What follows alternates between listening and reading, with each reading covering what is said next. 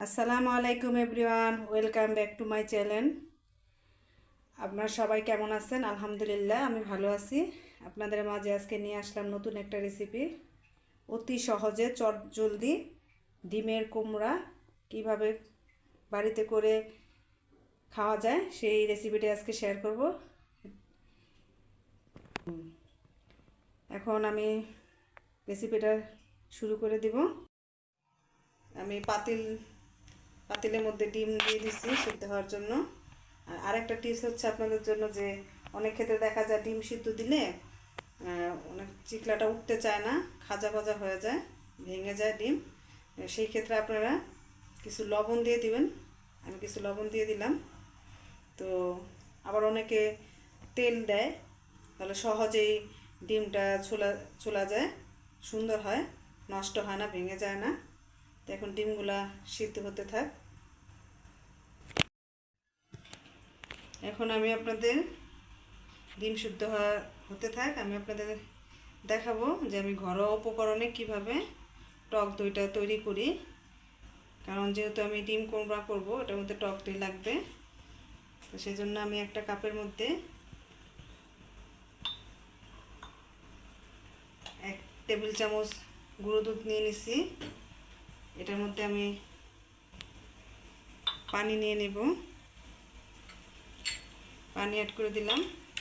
এখন আমি এটাকে কাঁটা চামচ দিয়ে ভালো করে নেড়ে নিব।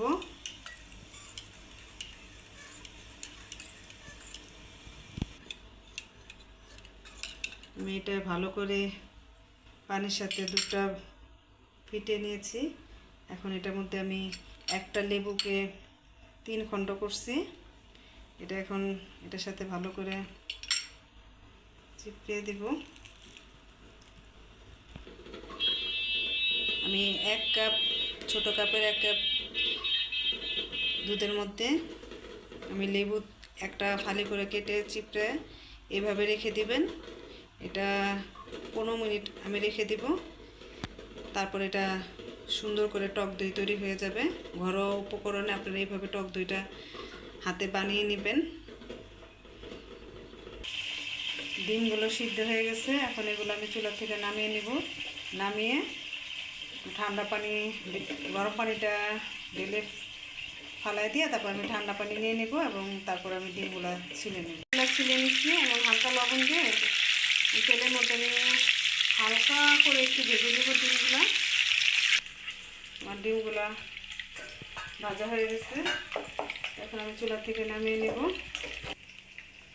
চুলায় আমি একটা কড়াই বসাই দিছি, কড়াইতে পরিমাণ মতো তেল নিয়ে নিছি, তেলটা গরম হয়ে গেছে। এখন আমি কোরমার জন্য কিছু বেরেস্তা করে নিব, পেঁয়াজের বেরেস্তা।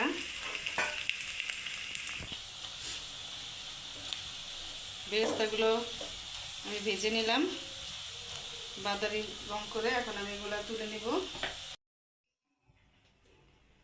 আমি বেরেস্তাগুলো তুলে নিছি। এখন ওই তেলের মধ্যে আমি একটু পেঁয়াজ বাটা, কাঁচা ভাতটা দেওয়া পর্যন্ত আমি সুন্দর করে এটা তেলের মধ্যে, পেঁয়াজ আর আদাটাকে তেলের মধ্যে সুন্দর করে ভেজে নিচ্ছি। এখন এটাকে আমি পরিমাণ মতো একটু লবণ দিয়ে দিব, আর দিয়ে দিব হচ্ছে আদা 4 চামচ থেকে একটু কম ধনিয়ার গুঁড়া দিয়ে দিব, আদা 4 চামচ থেকে একটু কম জিরার গুঁড়া দিয়ে দিব, গরম মশলার গুঁড়া আধা চামচ থেকে একটু কম। তারপর এটাকে, এই গরম মশলার গুঁড়াটা আমি বাসায় তৈরি করেছি। এটার মধ্যে তেজপাতা, গরম মশলা সব আইটেম দিয়ে, দারচিনি, এলাচি এগুলো দিয়ে হালকা করে তেলে তারপর ব্লেন্ডারে ব্লেন্ড করে নিই। এখন এটার মধ্যে একটু পানি দিয়ে দিব হালকা। মশলা থেকে তেলটা ছেড়ে দিচ্ছে। এরপর যে আমি পরিমাণ মতো যে যেমন ঝাল খান, ঝাল অনুযায়ী মরিচটা দিয়ে দিবেন, কাঁচা মরিচটা। মশলাটাকে আমি ভালো করে কষিয়ে নিচ্ছি।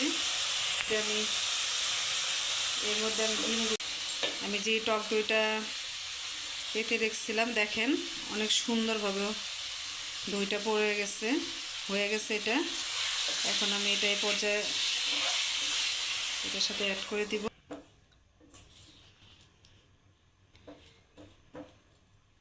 আমি এটাকে কিছুক্ষণ ঢাকনা দিয়ে ঢেকে লো হিটে,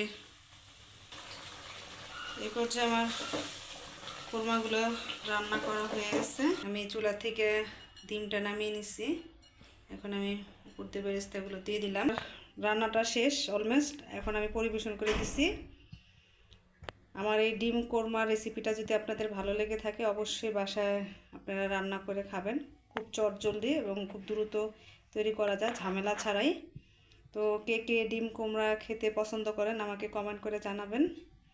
তো অন্যকে দেখার মতো সুযোগ করে দিবেন, একটা শেয়ার দিয়ে দিবেন, আর লাইক দিয়ে আমার চ্যানেলটাকে সাবস্ক্রাইব করে আমার পাশে থাকবেন।